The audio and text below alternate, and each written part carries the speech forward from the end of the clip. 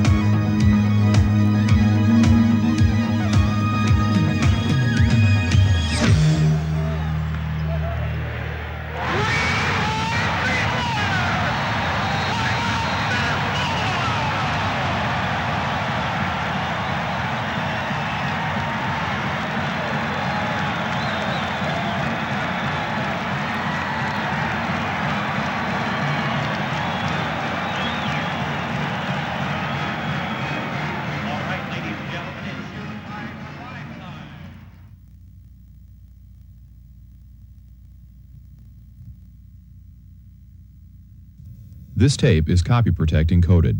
Attempts to duplicate will damage this tape and may damage the heads on your VCR. Copy protect may cause the picture on your television to roll. To correct, adjust the tracking on your VCR. The FBI enforces criminal copyright infringement laws.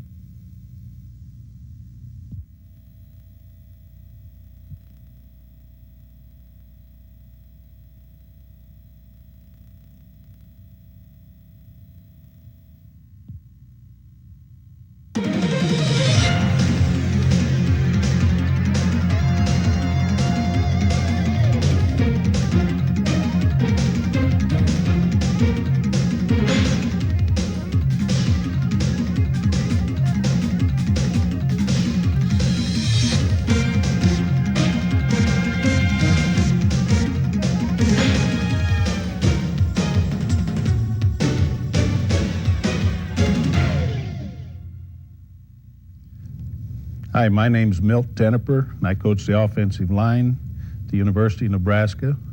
Just have completed the 22nd year in that capacity. And what I want to talk to you about today is fundamentals of offensive line play. Not necessarily what you're going to do when you get to the defender, but how we're going to get you in position to make various blocks. The material that I am going to cover is very basic, but it's very basic to our players every day. We do not ever bypass doing fundamental footwork and things that are essential in getting offensive linemen where they have to get. And that's the thing that I'm going to cover today. We have a philosophy here at Nebraska that we strive for perfection. That doesn't mean it's always perfect, but we want our people to be able to step properly. We want everything to be second nature to them as far as approaching any block in football. Okay, the first block that I want to talk about for offensive linemen is what we merely refer to as a lock-on block. We have very few lock-on blocks, but when we do have that, it's very important that the people that are executing such a block step with the proper foot and aim at the proper place. If I were to draw our isolation play, which is merely a fullback blasting on the backer, handing off to the I-back, all of our linemen that are covered are going to execute what we refer to as a lock-on block. A lock-on block to us is to first protect the gap that is going to hurt us the worst. And it's obvious in this particular look that if I'm running a play at the butt of the guard, that if that defensive tackle were to slant, our tackle has to first protect that gap. And for that reason, we tell any of our play side linemen, in fact all linemen, whether it's front side or back side, anybody that is covered on the back side or front side are always going to step first with their inside foot, and their aim point is going to be to the center of the defender. So the aim point in this case would be the numbers, and in all of our blocks we initiate contact with our hands. We don't allow them to stick their head in there. We don't want a shoulder in there. Everything is executed by striking with hands, and that also helps us control the guy in the event that he does loop. But on the lock-on, the first thing we're going to do is step straight ahead with that foot, straight ahead from where it lined up. So many times when we talk straight ahead, if this is the lineman's feet, straight ahead doesn't mean underneath the body. Straight ahead means straight ahead of where it lined up. Where that foot lined up, we want to step it straight ahead. The minute you stick it underneath your body, you give the defender an opportunity to beat you on the inside gap, and that's something we're trying to avoid. So we want to step straight ahead. That's the technique of a lock-on block. Okay, the first block is lock-on block, stepping with the inside foot, aiming at the numbers, getting lift, continue your leg drive. This will be a right guard. Okay. I will do the same thing, hustle in there.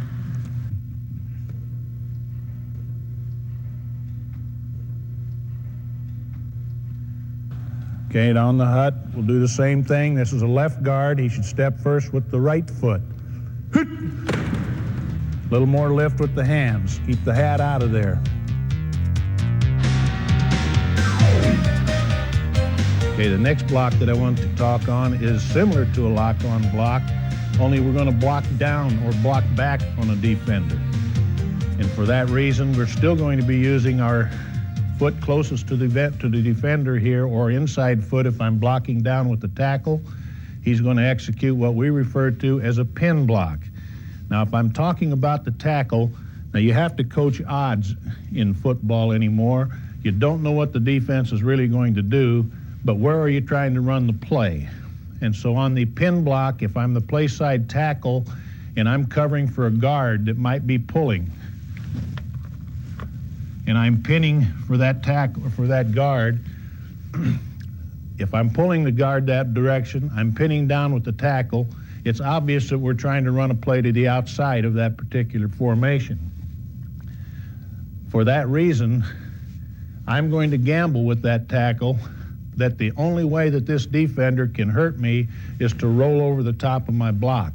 And for that reason, I'm going to have our tackle aim high. He's going to step with his inside foot at a 45-degree angle at the hip of the defender, and he's going to aim his hat upfield, meaning in behind the defender, to not allow that defender to roll out over the top of him. If we get any kind of penetration forward on that, we're going to protect that with the center. The center is going to protect that gap. If I get any underneath penetration in the gap between the guard and center, he's going to take that away, still will allow our tackle to adjust. But my main point for the tackle is to not allow a rollout over the top, so I want my hat high. Now, if we're talking about the same block with the center, if I'm talking the center pinning for a pulling guard, now this is play specific.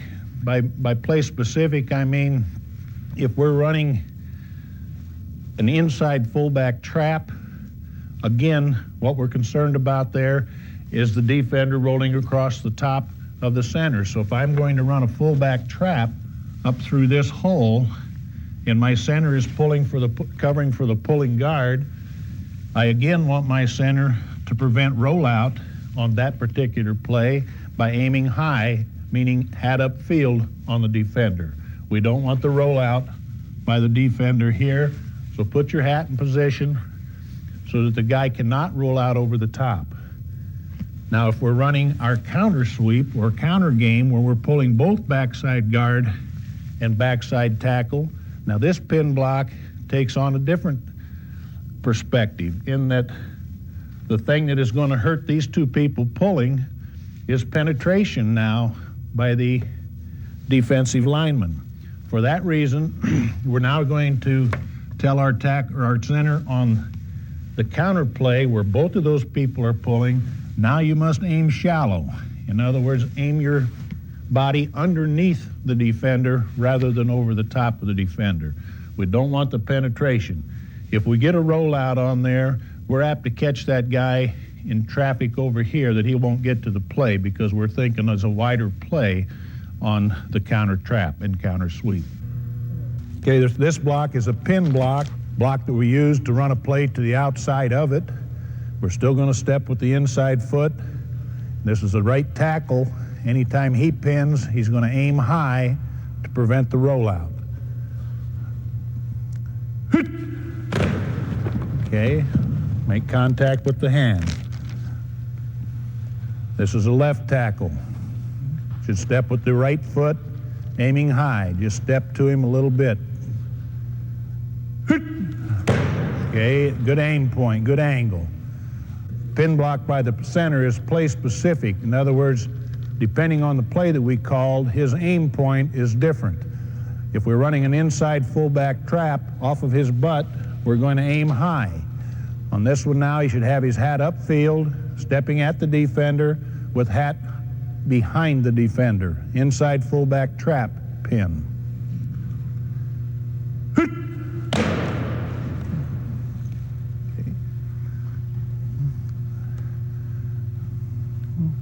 Another play for the center where we're concerned about penetration would be our counter sweep, where the backside guard and tackle are both pulling, and the center now has to have to protect against penetration. He will aim flat with his hat across the body of the defender. Just step forward. Okay, good job.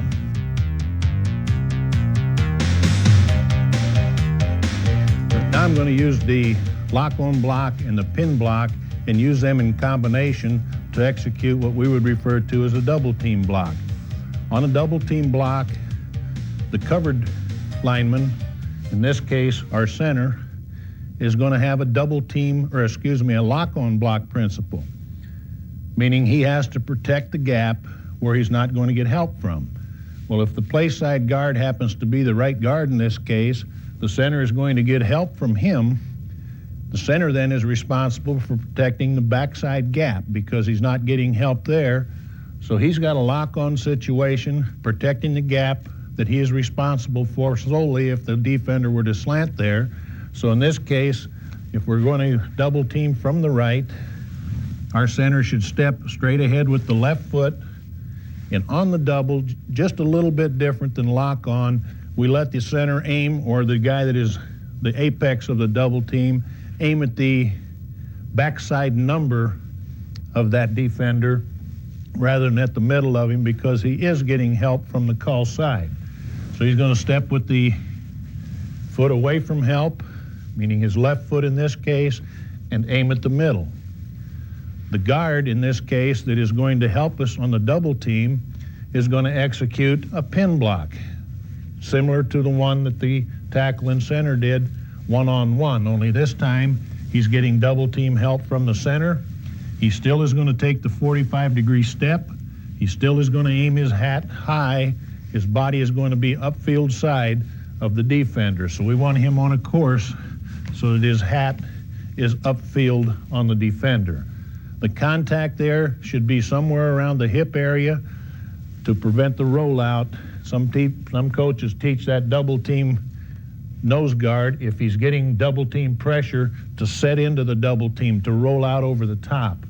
That's why we want to aim hip level to don't allow that guy to set into the double team.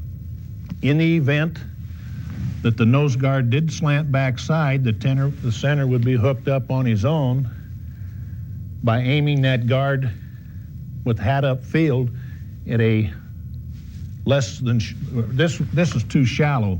We want to aim higher, and in the event you do get a slant, then he can doodad the next backer away. 67 will execute the lock-on technique. He will step with the play away from where he's getting help. He will step with his right foot in this case, And on a double team, we allow them to aim at the backside number rather than in the middle of the defender. We're going to double team the nose guard as if we were running an inside trap. 75 will have a pin block, aiming hat up high, hat behind the defender. Here we go.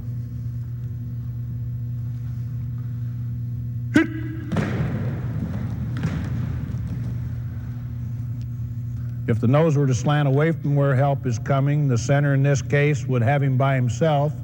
The guard would be on path with the proper step to doodad the backside linebacker.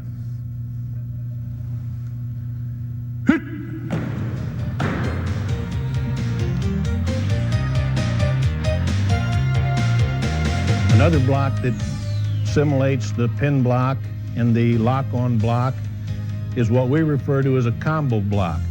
A combo block is a block that we utilize to protect for any kind of an underneath plug by a linebacker. Now, combo block is a combination of a lock-on and also of a pin block by the guy that's helping on the combo. But the covered person that's going to be the first part of the combo still thinks lock-on. Step with your inside foot, aim at the middle. He has to eyeball the backer underneath. If I get a plug, he then has to ricochet off of that and pick up the plugger. If I don't get a plug, meaning the guy flows over, then he just executes his lock-on scheme as he would if he was one-on-one. The guy in this case, the tackle that is going to help on the combo, he's going to take the 45-degree step, aim his hat upfield. He also must eyeball backer. If there is no plug immediately, then he is going to think bounce for the linebacker to stop the flow. So again, we have a combination there using a lock-on principle and a pin principle, and this is a combo block, and this would be like on our counter sweep where our center's pinning and everybody's pulling. We have no way to account for this linebacker in the event that he wanted to come or plug. Therefore, it's essential that we have a combo in our scheme. A combination block is a means of protecting for a plug backer underneath the covered lineman. I want you to come this time.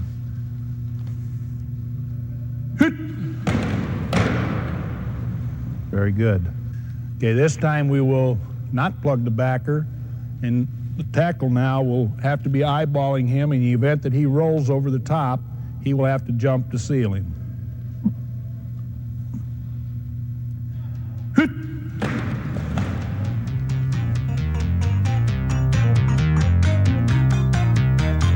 Okay, the next block that I want to show you is half of a double team.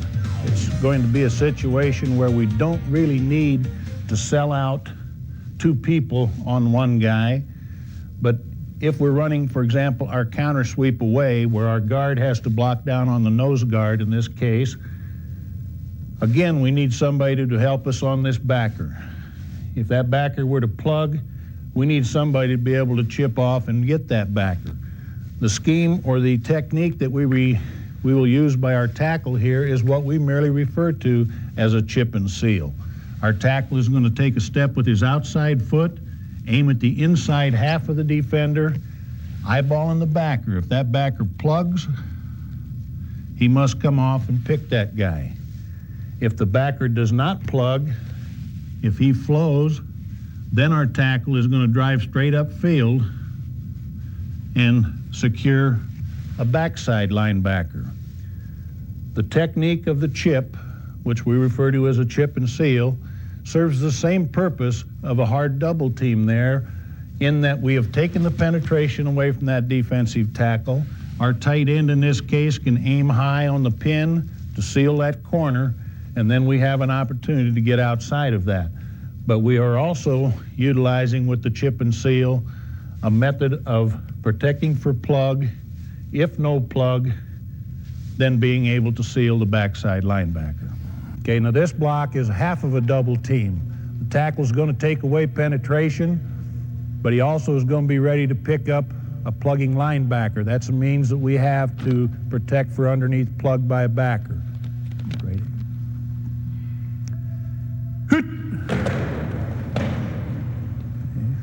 Very good. This is a pin block now going the other way. The right tackle in this case will step with his outside foot, aim inside half. The tight end will pin. Tackle will protect for plug. If there is, give me another linebacker in there. If there is no plug, then the tackle will work himself up to pick off the backside backer.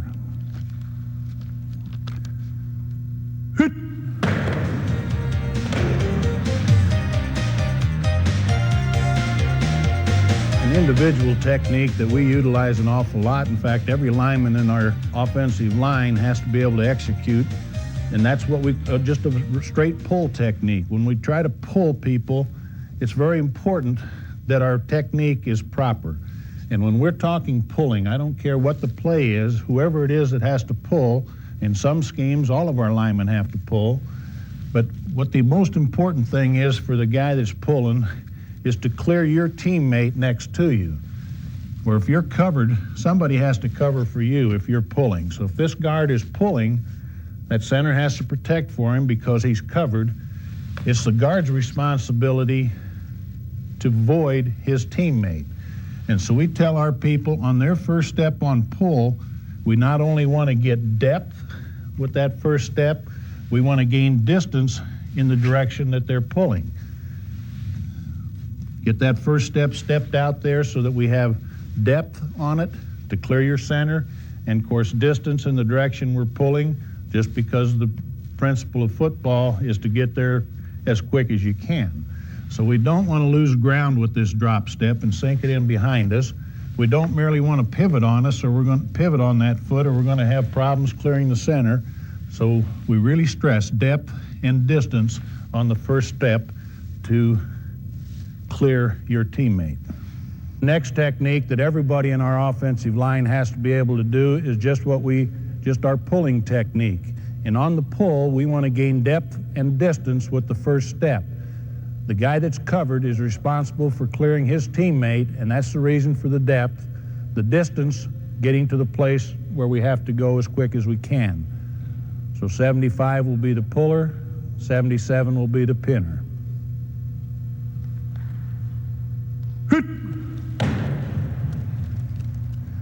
In this example, 64 will be the puller, 70 will be the pinner.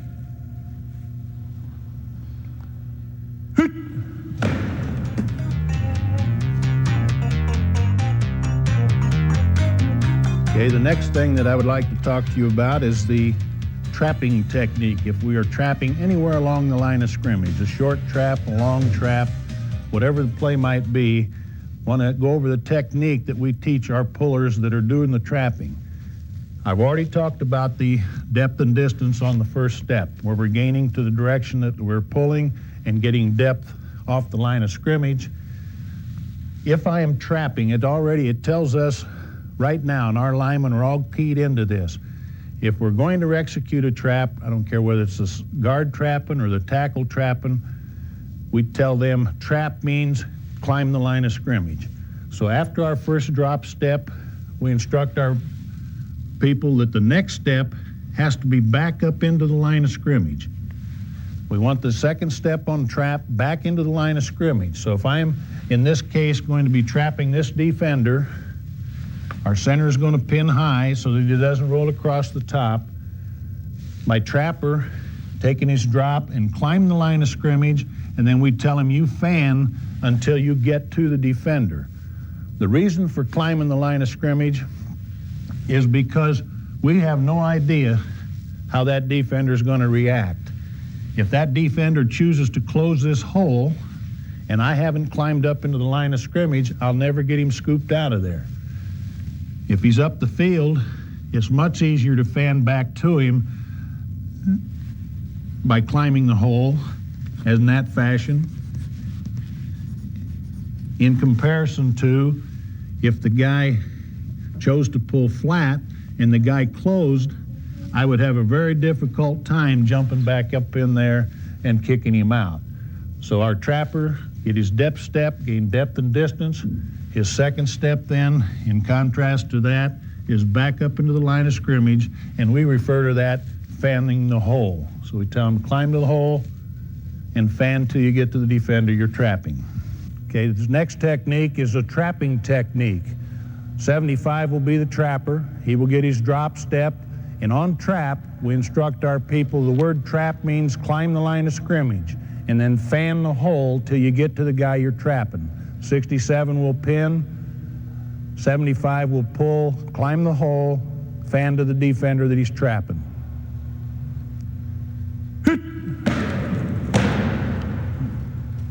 Okay, now this is another example of trap, off tackle trap. This is will be a right tackle and a right guard. 70 will pin, 64 will drop, climb the hole, fan, trap.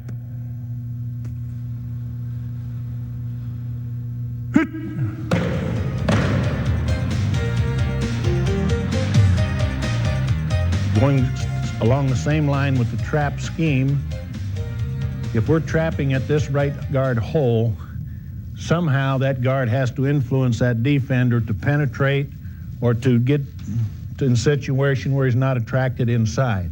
We use two methods. The two methods we use is what we refer to as a quick draw, where he'll just run a quick pass drop technique, try to influence the guy upfield, and then he would release on outside of that guy, and then our trapper hopefully can climb the hole and kick him out. But we're trying to invite a rush, or trying to influence the guy upfield, and we refer to that as a quick draw technique. Another technique that we use to influence, again depending on the alignment of that defender that's to be trapped.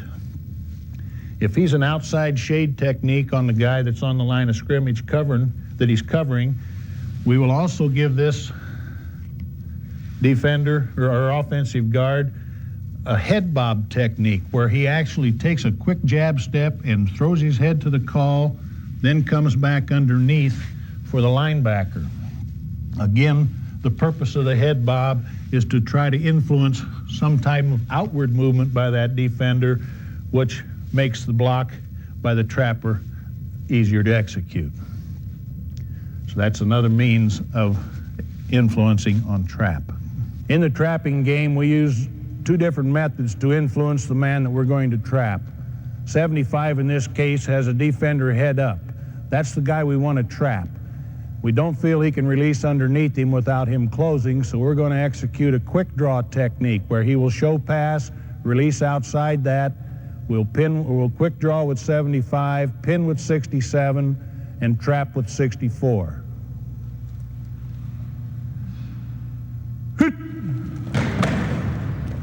Very good. Another type of influence that we use on trap will be what we refer to as a head bob. 64 is the trap side guard. He will use the head bob technique. 67 will pin, 75 will trap.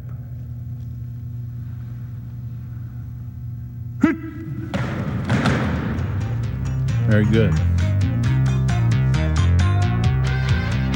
Most people have in their scheme some type of a delayed draw. If we're running a delayed draw, our covered linemen, for most cases, are going to do what we call invite a rush. This left guard and tackle, if we're running a delayed draw to our right, we're going to invite a rush on those defenders, make them think it's pass. And we're going to suck straight back, try to draw him up the field, and then we're going to tack him inside out. If we can get the rush invited, they get upfield, then we want to attack them and turn them inside out. We're actually wanting them to penetrate. Go ahead and show us what direction they're going to rush, and then kick them out, and then we can cut off of those backs. This is what we refer to as inviting a rush. If we're running a delayed draw, we allow our people to invite a rush. And on inviting a rush, we're going to show pass, come straight back on a retreat, get the rush, and then attack and drive him out. This is for a delayed draw.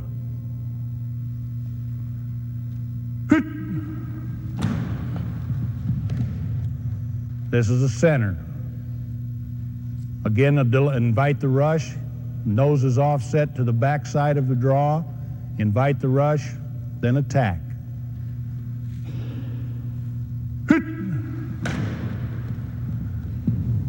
Left tackle, invite a rush.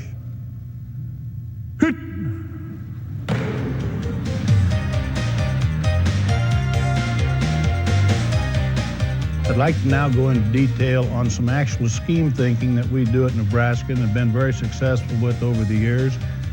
Most people refer to the first thing that I'm going to talk about is the inside zone scheme.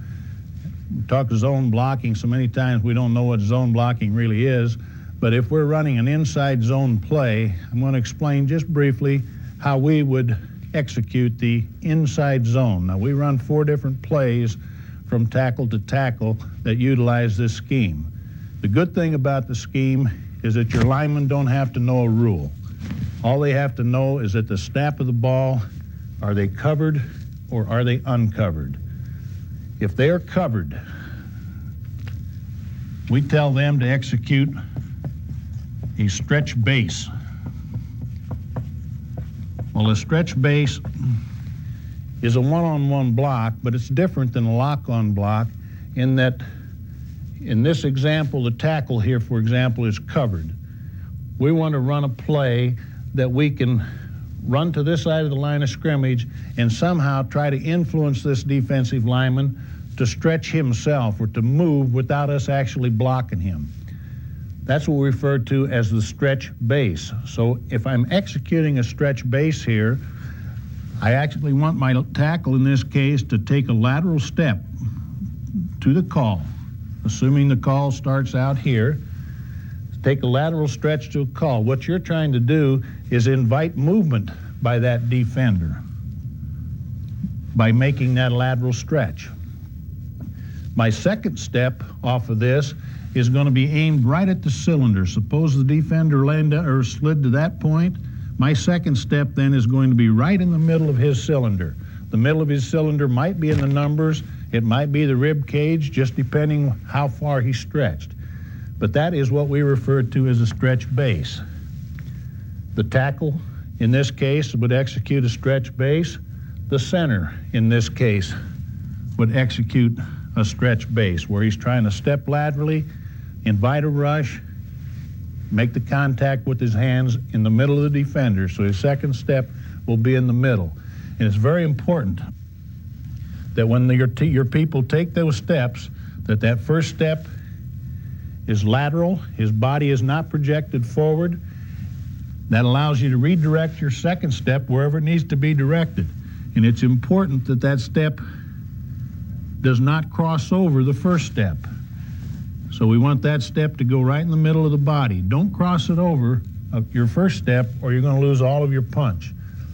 Okay, so we've shown here 2 examples where you have stretch bases. If they're uncovered at the snap of the ball on an inside zone scheme, they're going to do what we refer to as a stretch double, which merely is an inside-out double team. Our uncovered linemen, the guards in this example, they're the uncovered people. They're going to think stretch double. Their first step is, we refer to it as a stretch, but we want to go back to our thinking on double team. We want to step at a 45-degree angle rather than stretching it laterally. We want to stretch it at a 45-degree angle at the down defender. My second step is going to be aimed at a spot that started out, an imaginary spot that started out behind the inside leg of that defender. So my second step is going to be at that imaginary spot, not where that spot goes. If this guy were to move, if this tackle were to move to over here, I certainly don't want that guy chasing there because then he's wasting himself. But he's in a position to inside out double that in the event this guy challenges our covered guy. And then we can have an inside out double team. We refer to that as a stretch double. And what we're trying to do is get push on the down defender, not worrying about the linebacker until the linebacker comes to us.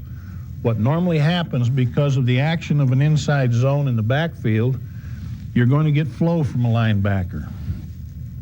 This stretch double by this guy tells us that let's double this guy as hard as we can and as long as we can until that backer comes back to play the cutback. And if that's the case, he does turn and come back, then we'll jump off at the linebacker, but not until we've taken care of the down defender. Okay, the next scheme that we're going to show you is what we refer to as inside zone. Now, if a man is covered on the inside zone, we execute what we refer to as a stretch base.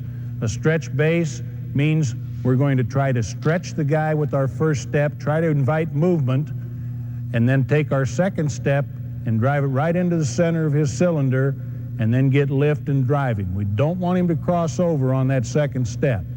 So invite the stretch, second step in the middle of the defender.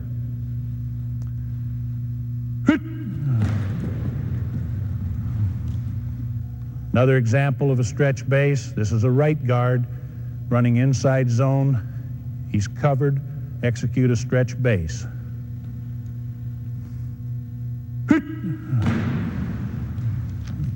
Also on the inside zone, we have an uncovered principle as well.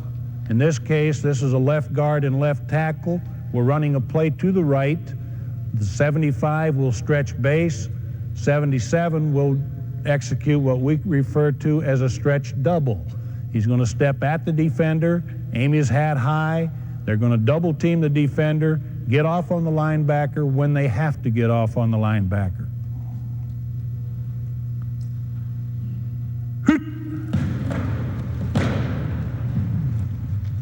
This is a stretch base, stretch double. Going the other way, the play will start to the left. We will double that nose, cover number 67 there. 67 will stretch base, 64 will stretch double, get off on the backer when he has to get off.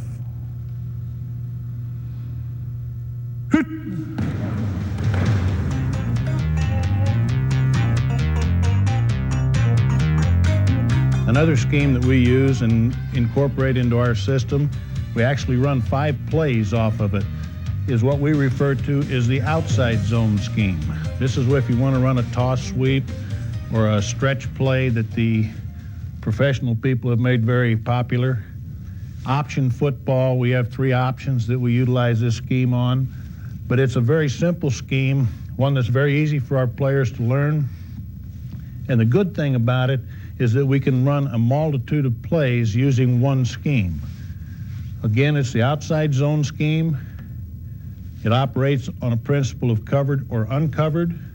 You don't have to have a line rule other than to know whether you've got a lineman on you or you don't at the snap of the ball. If the lineman is covered, we use the term rip reach. So in this case, the tight end and both guards are covered. They're going to execute what we refer to as a rip reach.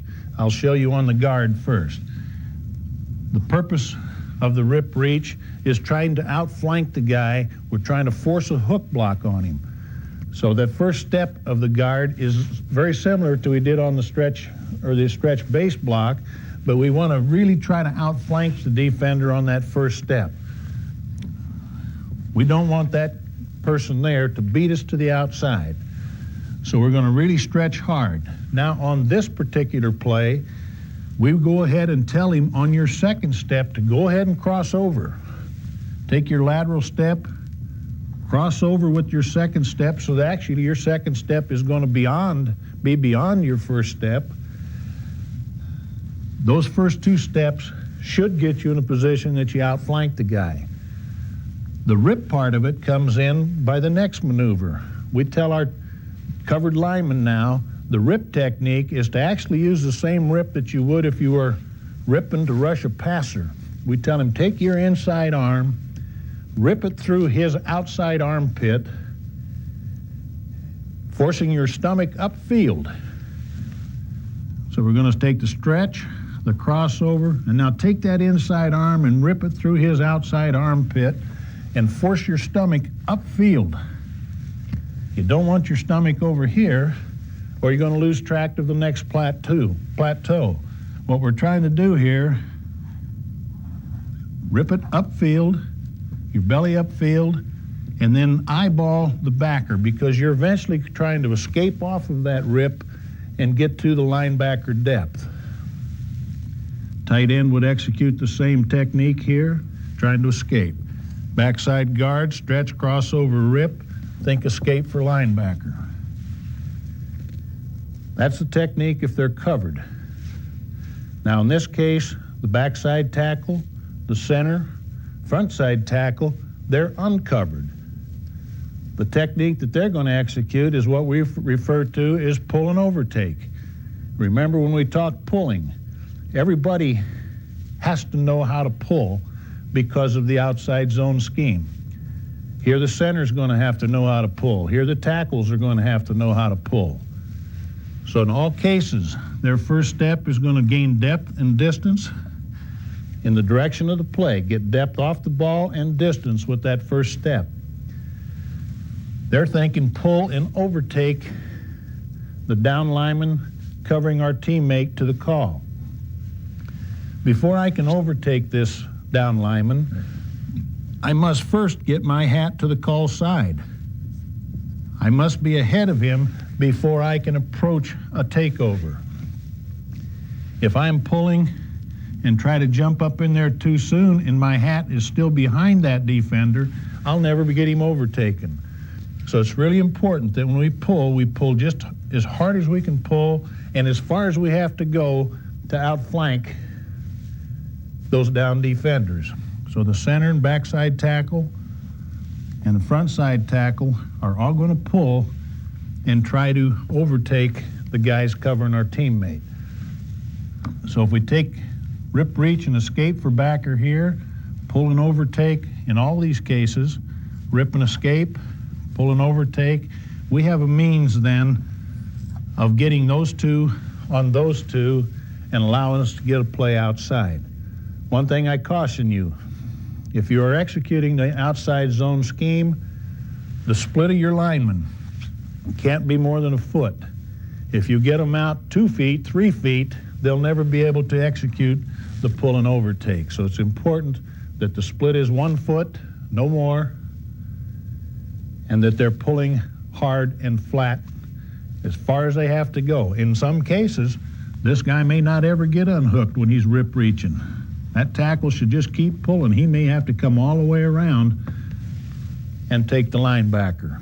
But it's just something where you're feeling and you're reading all the way. Another scheme in our system is what we refer to as the outside zone. On the outside zone, we're trying to force the ball outside. Our linemen that are covered by a defender, we want to try to outflank him on our first 2 steps. We want to get a hard stretch. On this one, we allow them to cross over on their second step, and then we're going to rip our inside arm through his outside armpit, pointing our tummies upfield and eyeballing for the backer. This is a left tackle. Okay. This is a rip reach going to our right. This is a right guard. We're going to try to get the play to his outside. He's going to stretch hard to the call, crossover, rip his inside arm through the defender's outside armpit.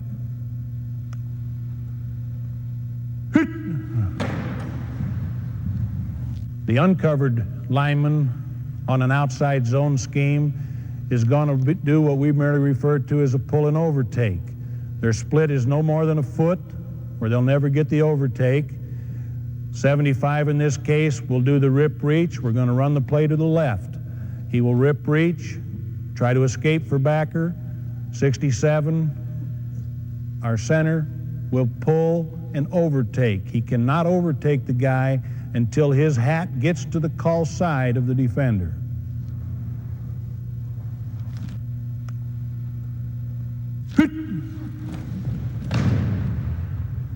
This example now is a rip reach, pull and overtake going to our right. This is our left guard and left tackle in this particular example.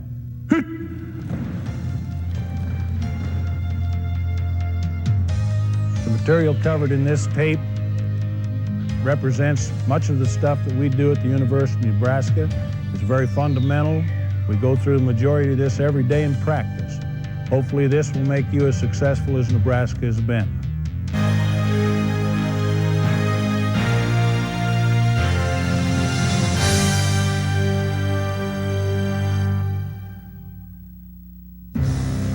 Power football. Power is a big reason why Nebraska has had the most successful football program in the nation over the last 30 years. This Make the Play video, along with the Make the Play workbook, will put you on the same path to success that is used by Nebraska football players. You see, in athletics, there are no shortcuts to success. Machines and programs that promise instant success are merely gimmicks that will not stand the test of time. The Make the Play program has been developed over the last 30 years by some of the nation's top strength coaches. It has stood the test of time, and these drills and lifts are being used by professional and college teams across the country. The Make the Play program consists of 14 lifts and 66 drills designed to increase speed,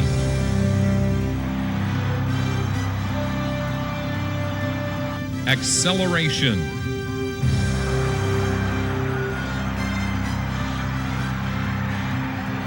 agility,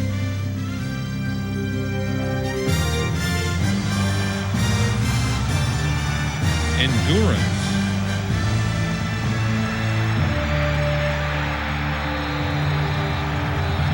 strength,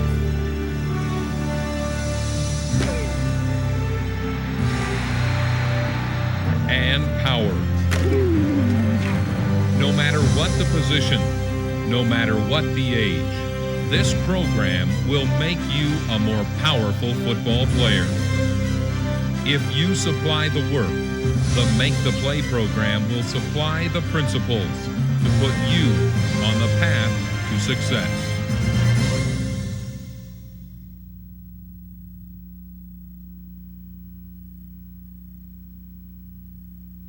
The Monday-Thursday exercises will be discussed first. The purpose of the hurdle warm-up is to develop ankle, knee, and hip flexibility. Stand perpendicular to the hurdle. Line up the shoulders, hips, and feet in a squared position.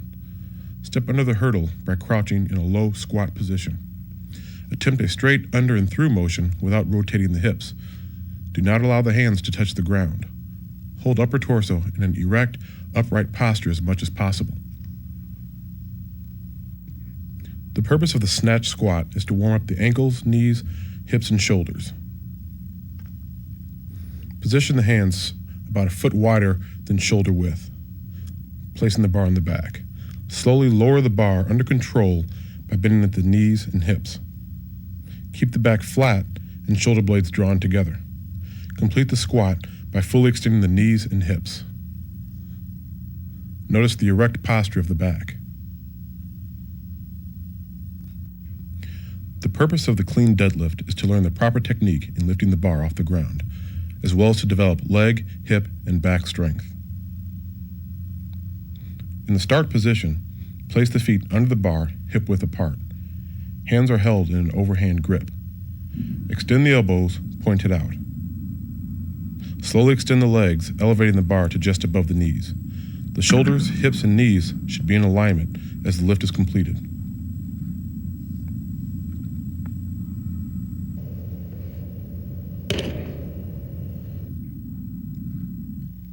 The head is set in a comfortable position. Back is flat, lower back is slightly arched. Hips are positioned higher than the knees. Legs are bent, and the bar is touching the lower leg. The angle of the back stays the same from the start position to the bar is raised just above the knees.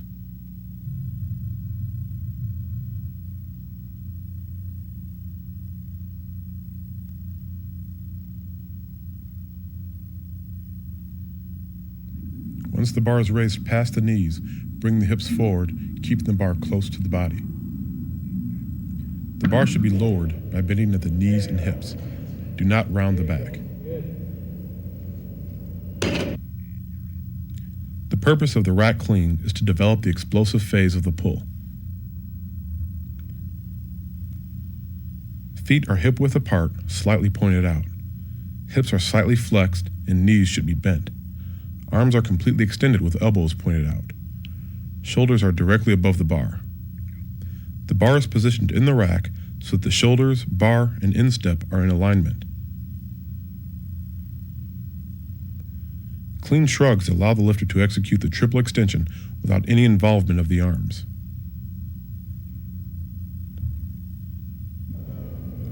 Extend the hips and knees explosively.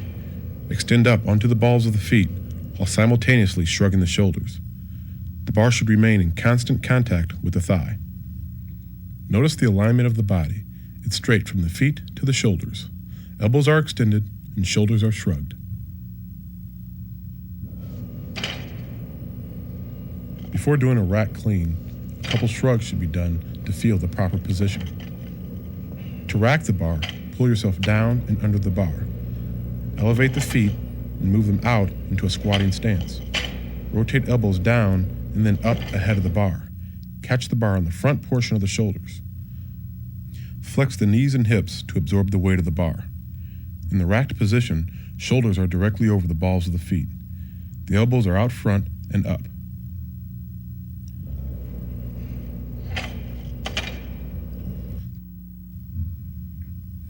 The purpose of the hang clean is to develop explosive power in the hips and legs. To get the bar in the start position, lift the bar with proper technique. Feet are hip-width apart, arms are completely extended. Lower the bar to the tops of the knees by flexing at the hips. In this flexed position, shoulders are ahead of the bar. The back is flat and the lower back is slightly arched. Arms are extended with elbows pointed out. Hips are flexed and knees are slightly bent.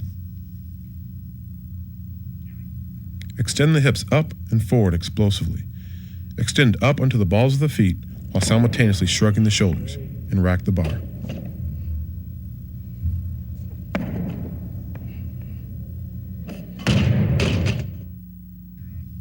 The purpose of the standing shoulder press is to strengthen the stabilizer muscles of the shoulder.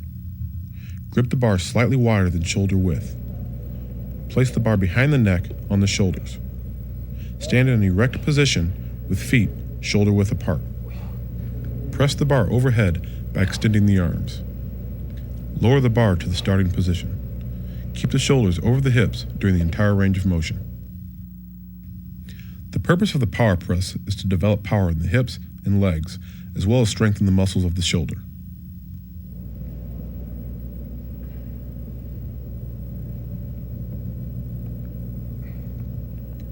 Dip to a quarter squat position. Extend explosively onto the balls of the feet. Press the bar by extending the arms completely. When lowering the bar, the lifter should simultaneously bend the knees as the bar hits the shoulder to help absorb the weight.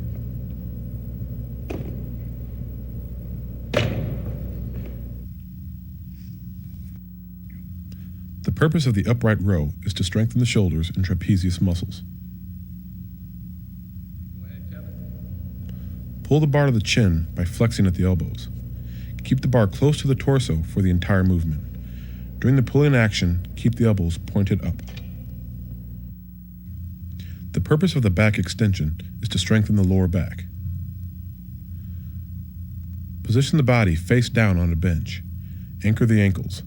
The hip joint is positioned at the edge of the bench. Place the hands folded behind the head and pull the shoulder blades together. Lower the torso by flexing at the hips and keep the back straight. Resistance can be added as strength increases.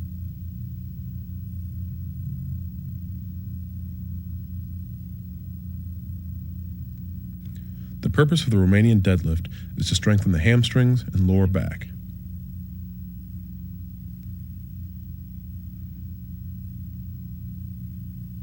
Standing erect, the bar should rest against the thigh.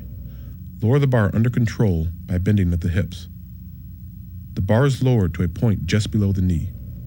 The weight shouldn't touch the ground. Reverse directions and pull the bar back to the starting position. Keep a slight arch in the lower back. The bar should remain close to the body through the whole movement. The purpose of the jammer rotation is to develop power in the hips, legs, and torso. Face the arm of the machine. Grasp the handle. Stand with feet perpendicular to the lever arm, hip width apart. Lower the body so the chest is at the height of the hands. Drive with the back leg and the arm while simultaneously rotating the body, shifting your body weight to the opposite foot. Extend onto the toes of the back foot as it rotates. Finish with a straight alignment of the body from the foot to the hand.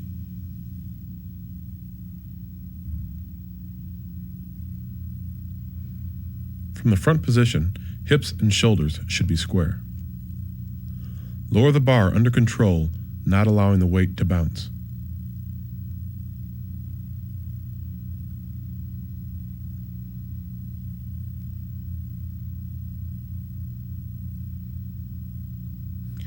If a jammer isn't accessible, a trunk twist can be used to strengthen the muscles of the torso.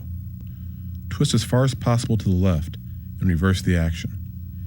Keep the plate horizontal with the shoulders during the entire movement. Keep the feet flat on the ground and rotate from the waist up. Perform the twisting motion slow and under control.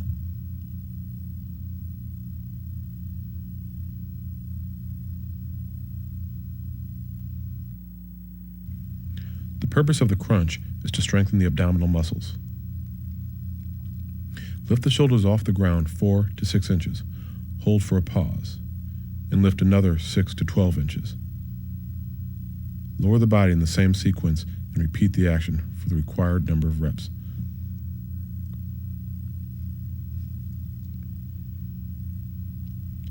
A side-to-side abdominal exercise can be performed as well. Spread the legs and lift the right leg 6 inches off the ground. Place both hands on the right leg. Slide the hands up the leg until they reach the knee. After the required number of reps, switch to the left side.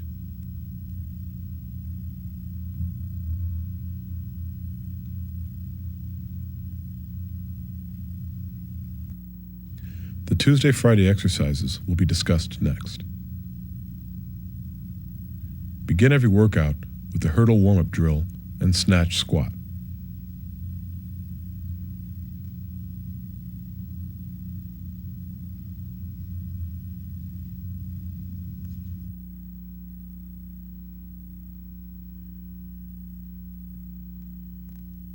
Though these are warm-up drills, proper technique is crucial.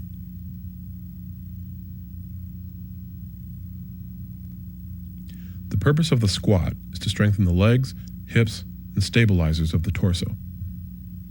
Position hands on the bar slightly wider than shoulder width. Position bar comfortably on the shoulders in one of two positions, across the top of the shoulders at the base of the neck, or 1 inch below the top of the shoulders across the trapezius. Pull the shoulder blades together tightly.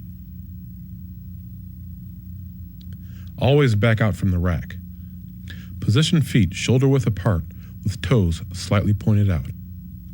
Slowly lower the bar by bending at the hips and knees. The instant the thighs reach parallel, explode out of the bottom.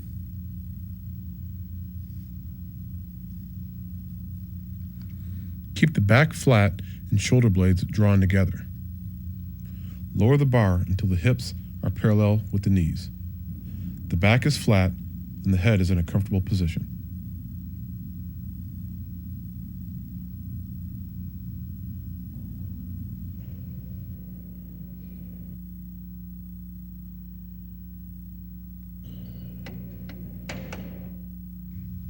The purpose of the bench press is to strengthen the chest, shoulders, and arms.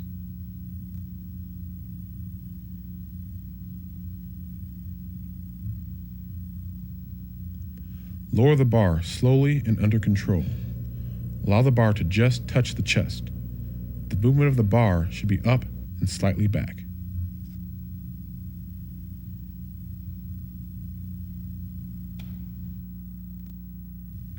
The purpose of the jammer press is to develop the stabilizer muscles of the shoulders. When doing the jammer press, you can use one of three positions. First, place the feet behind the shoulders and press.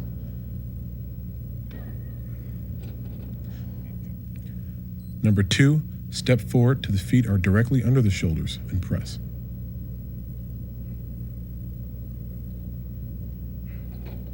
And number 3, step forward to feet are directly under the lever arms and press straight up.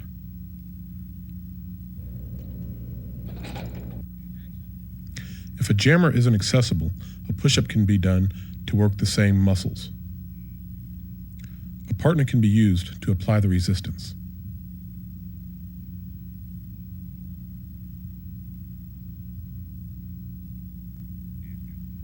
The purpose of the lat pull-down is to develop the muscles of the upper back.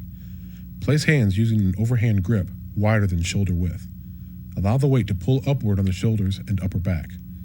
Pull the bar down to the base of the neck. Return the bar to the starting position under control.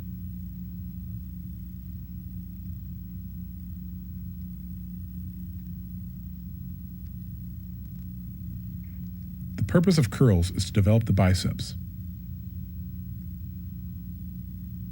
Using an underhand grip slightly wider than shoulder width, lift the bar slowly to the shoulders by bending at the elbows.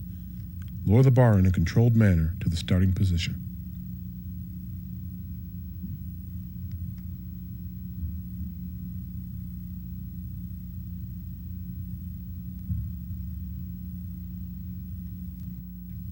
The purpose of this exercise is to strengthen the muscles of the neck. This exercise should be performed first in the forward position. Flex the head forward as far as possible. Lower the weight under control till it barely touches. Repeat this exercise facing the opposite direction.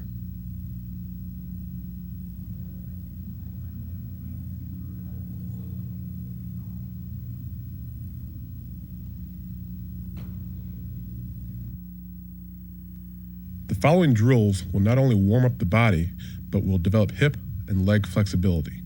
Do these warm-up drills before the stretching routine and the running workout. The purpose of high knees is to develop hamstring flexibility. Drive the knees high forcefully while bending forward slightly at the waist. Keep the back straight and drive the elbows back vigorously. Relax the face and arms. Take short, quick 1-foot steps, achieving at least 30 steps in 10 yards. Avoid leaning back or taking long steps. The purpose of heel-ups is to develop quadricep flexibility, which helps increase stride frequency. Alternately swing the heels up to the buttocks. The action is quick and a smooth swinging motion is produced at the knee joint. Maintain a forward lean with arms hanging relaxed at the sides. Avoid moving forward too fast or lifting the knees by flexing at the hips. The high knees with forward leg extension will develop hamstring flexibility. Lift the right knee. As it reaches the highest position, skip with the left foot. As you skip, extend the right foreleg until it is parallel with the ground. Repeat to the other side using a rhythmic movement for 15 yards. Karaoke develops flexibility in the hips and torso area. Get into a stance with knees flexed and body square. Move laterally to your left, crossing the right foot over in front of the left, and then bringing the right foot behind the next step.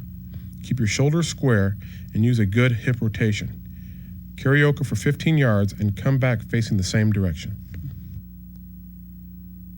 The purpose of build-ups in the warm-up is to prepare the body for the running workout. From a standing start, move into a slow run.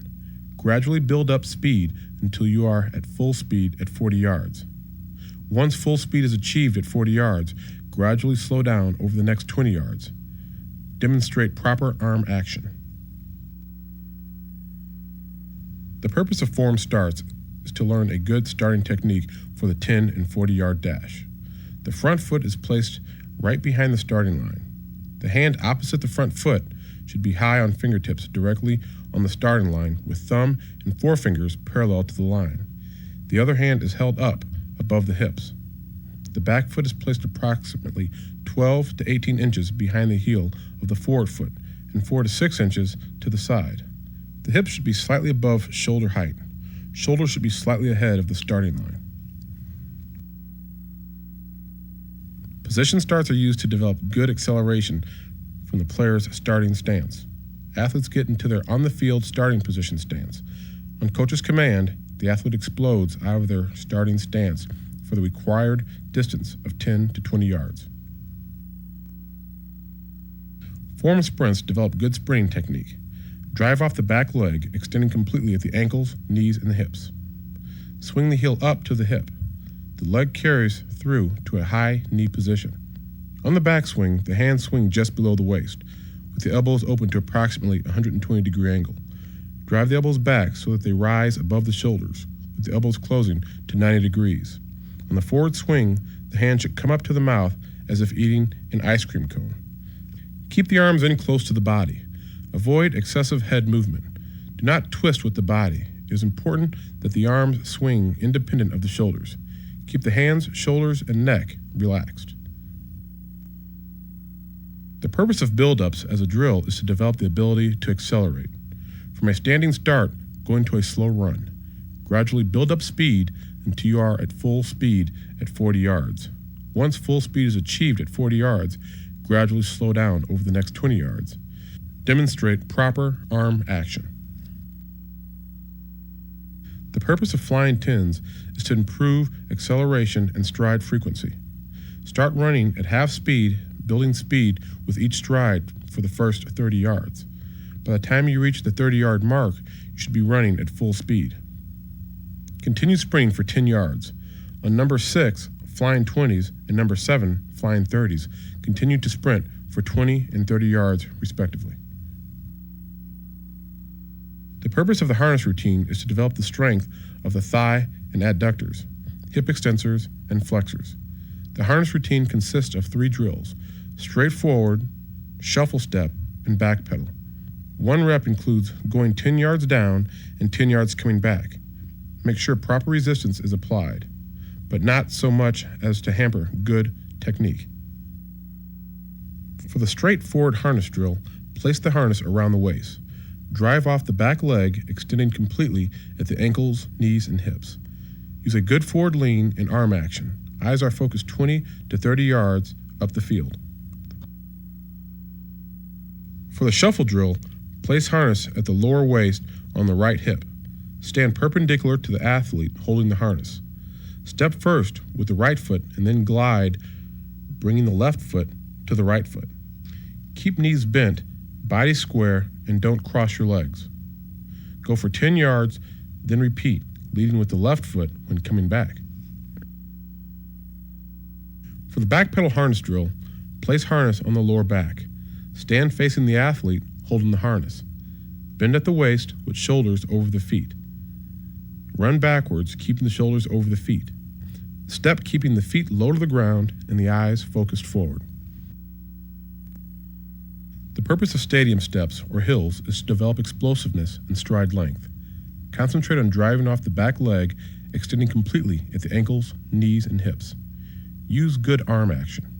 It is not necessary to run more than 40 stadium steps or 40 yards when running hills. Make sure the hill you run is not too steep. Walk back to the bottom of the steps or hill. Run the next set of steps or hills as soon as you reach the bottom. Continue until all sets are completed. The purpose of bounding is to increase explosive strength and stride length. Push off forcefully as you extend the driving leg. Drive the opposite leg through with the knee up and the thigh parallel to the ground. The position is held to achieve maximum distance. The action should be smooth and rhythmic. Par skips for height. Increase explosiveness in the legs and hips. Begin skipping and pushing off explosively with the back leg. Drive the knee of the opposite leg up as high as possible, trying to achieve maximal height. Prepare for contact with the ground and repeat skipping with the opposite leg immediately upon landing. Make sure the arm action is coordinated with the leg action. Par skips for distance increase explosiveness in the legs and hips. Begin skipping, pushing off explosively with the back leg. Drive the knee of the opposite leg up and out, trying to achieve maximal distance. Prepare for contact with the ground and repeat with the opposite leg immediately upon landing.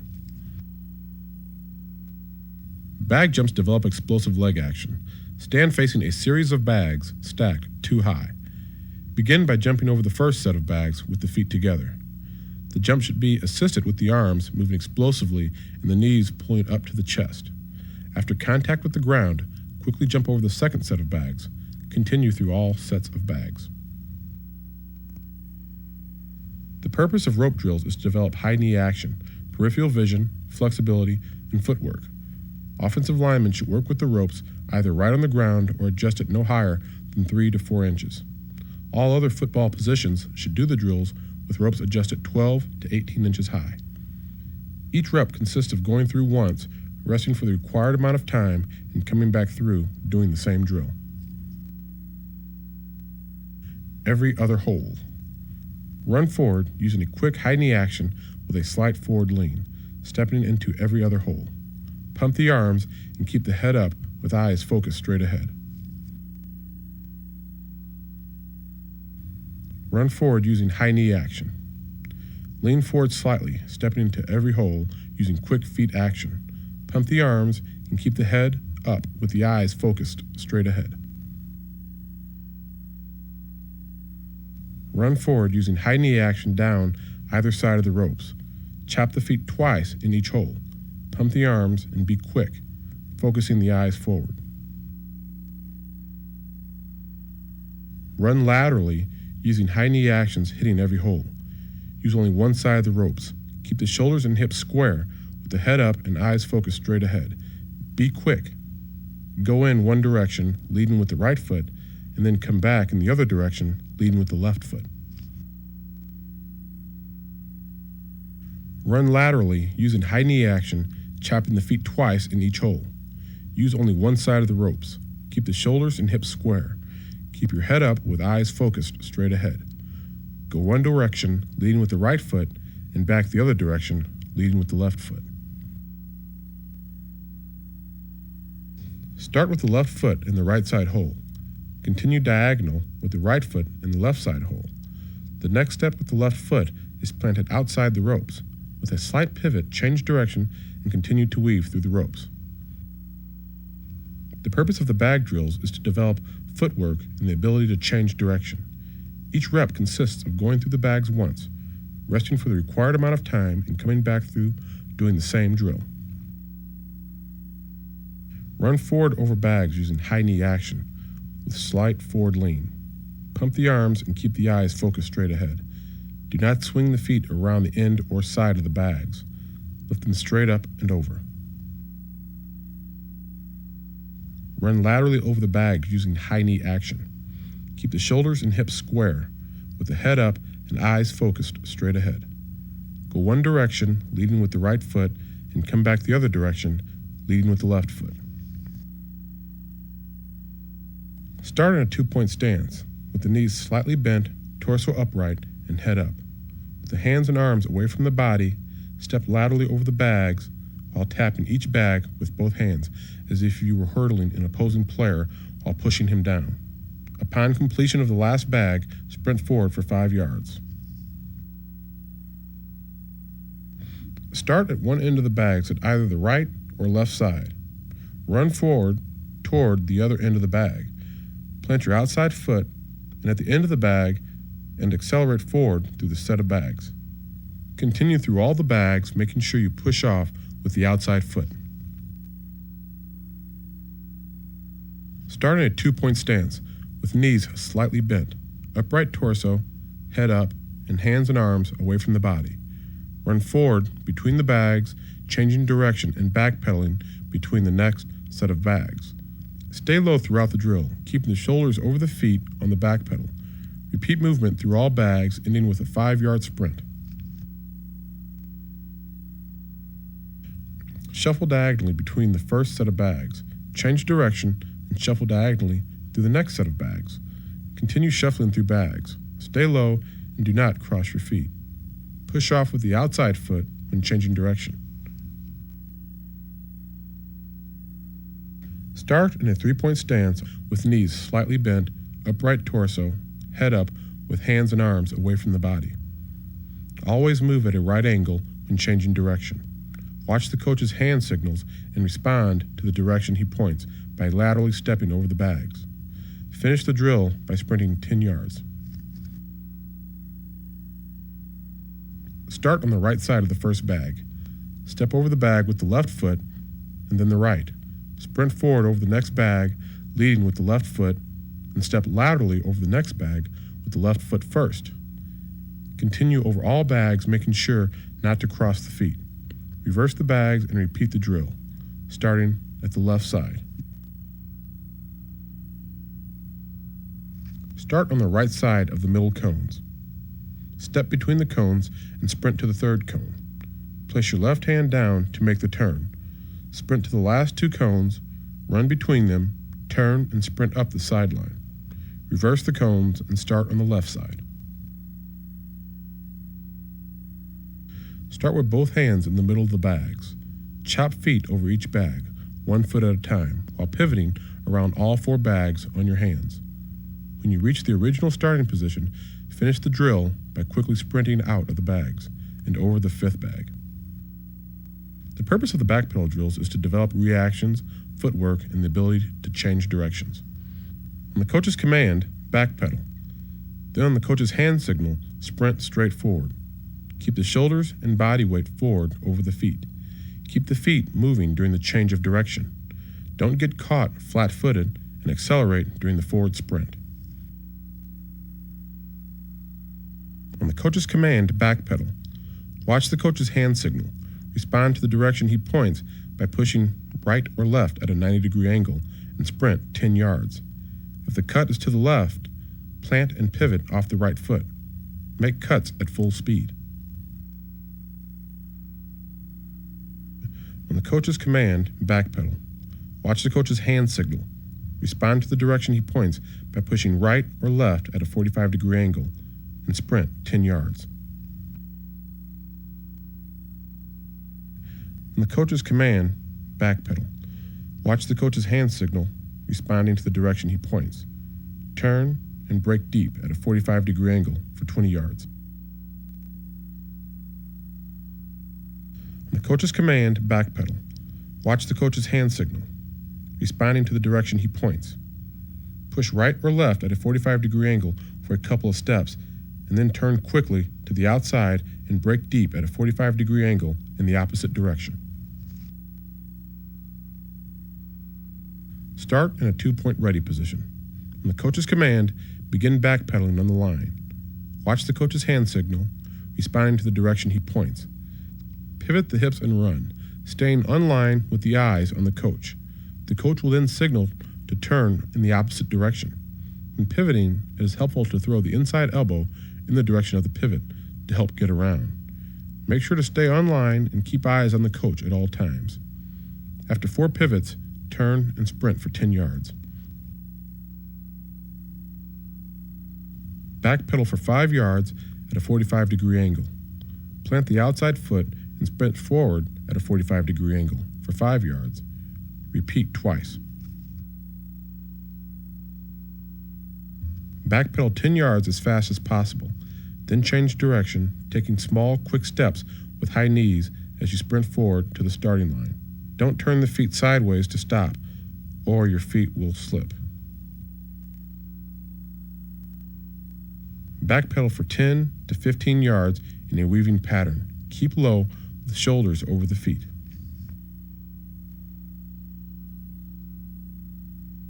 This drill requires a receiver and a defender.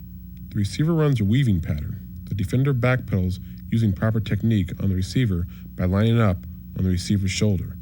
This drill can also be run using outs, post routes, etc. This drill requires a receiver and a defender. The defender lines up 3 yards from the receiver. The receiver sprints straight forward at full speed until he passes the defender, who is backpedaling as fast as possible. Start on the right side of the square and run forward. At the first cone, make a reverse pivot by throwing your right arm clockwise. Karaoke to the second cone, reverse pivot and backpedal to the third cone. Reverse pivot and karaoke to the fourth cone. Start on the right side of the square and run forward. At the first cone, make a reverse pivot and throw your right arm clockwise. Shuffle to the second cone, reverse pivot and backpedal to the third cone. Reverse pivot and shuffle to the fourth cone. Stay low and do not allow the feet to cross during the shuffle. Start on the right side of the square and backpedal to the first cone. At the first cone, do a wet field stop and sprint diagonally to the second cone. Backpedal to the third cone. At the third cone, do another wet field stop and sprint diagonally to the fourth cone. Do not plant the feet to change directions. Chop them with short, quick steps. Start on the right side of the square and sprint to the first cone. At the first cone, run to the second cone using a drop action. Sprint to the third cone.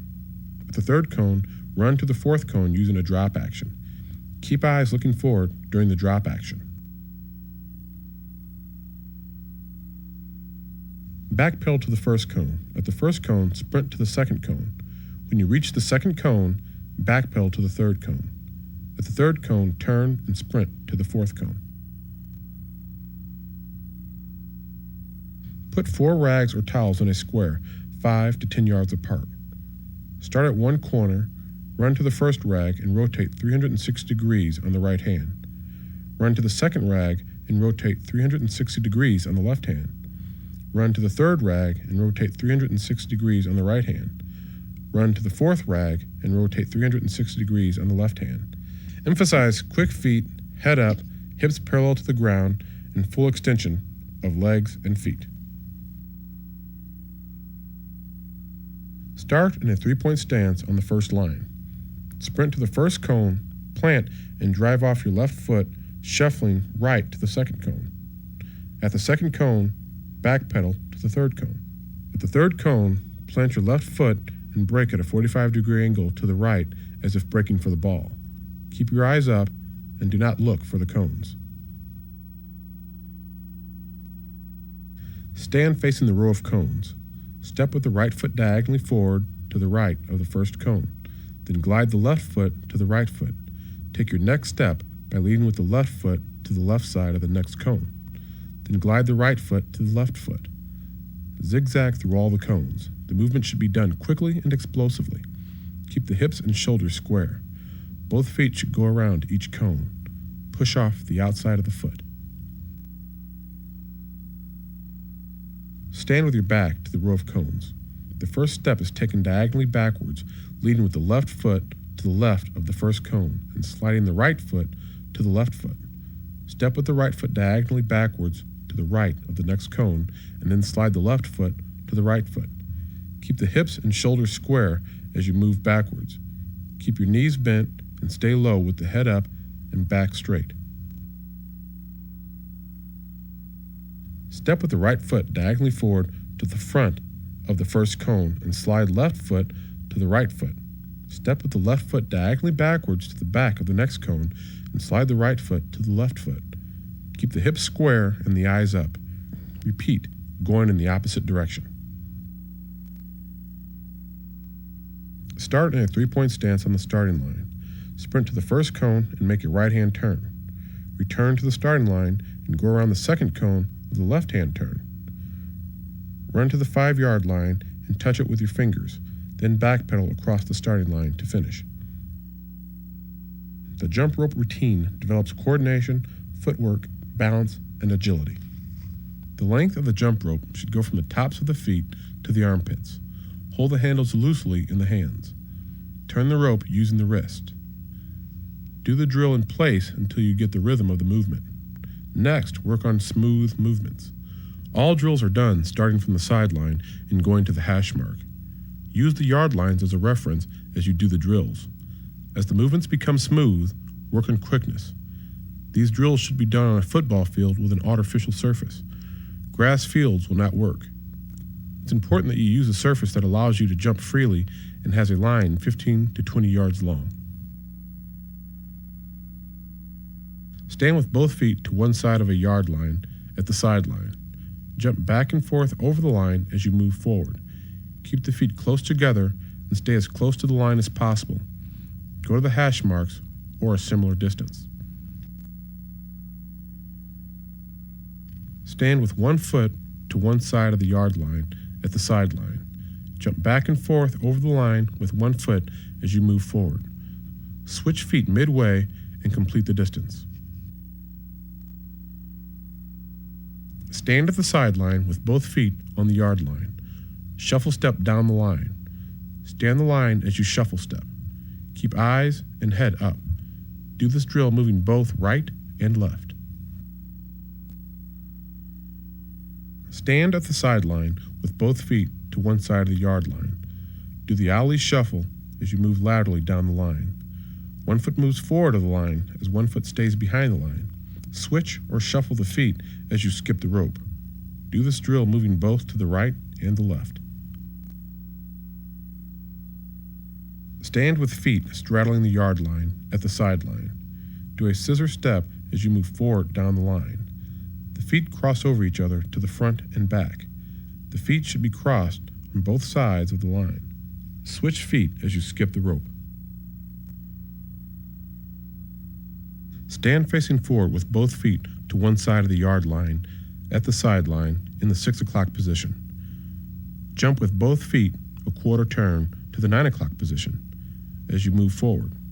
Next, jump with both feet half a turn to the 3 o'clock position as you move forward. Lead the action with the feet and the hips will follow. As you turn the feet, they should be parallel to the sideline. Keep the shoulders square, facing up the field. Repeat the half turns going from 9 o'clock position to the 3 o'clock position. The purpose of ladder drills is to develop agility and conditioning. The following are variations of the ladder drill.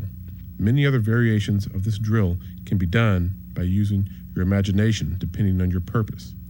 The distance run can be any combination. Running 5, 10, 5 yards is the basic combination. Begin in a 3-point stance on the start line.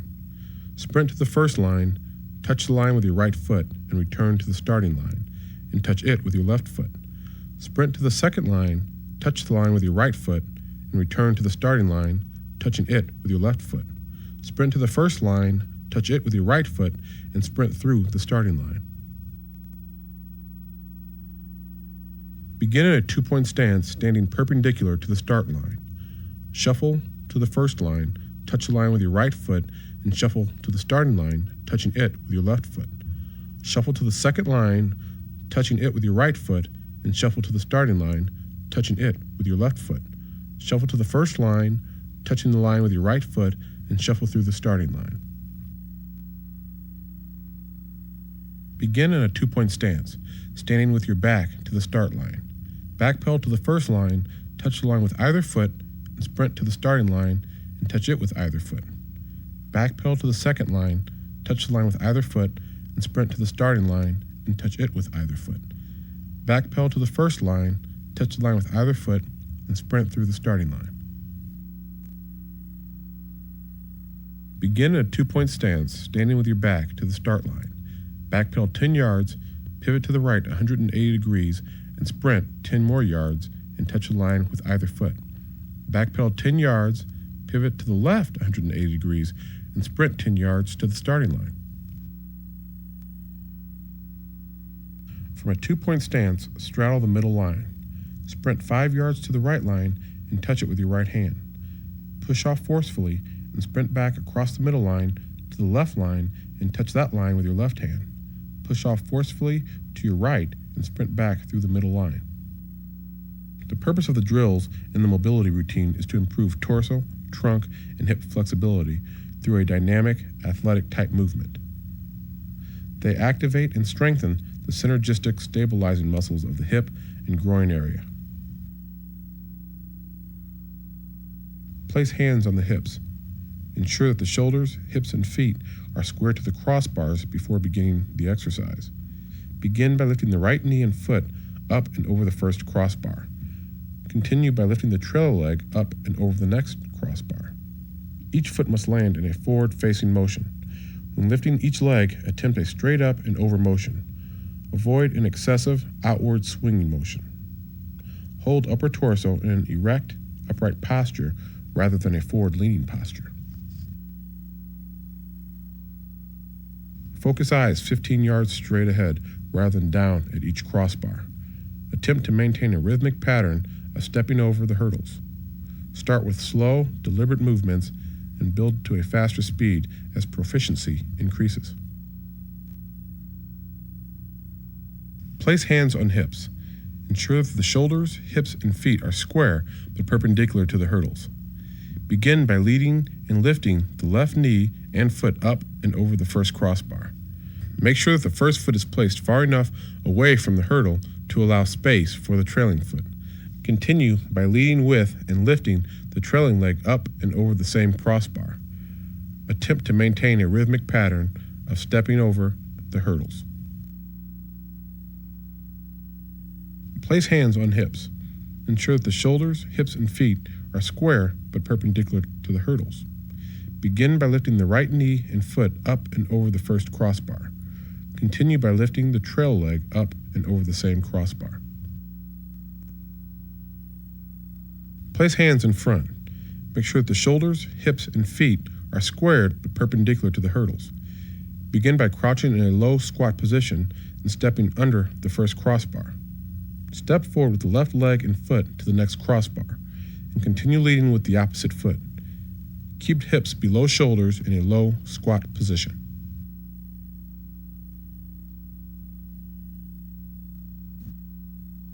This is Tom Osborne. The lifts and drills on this video are used by our football team here at Nebraska, and I think the results speak for themselves.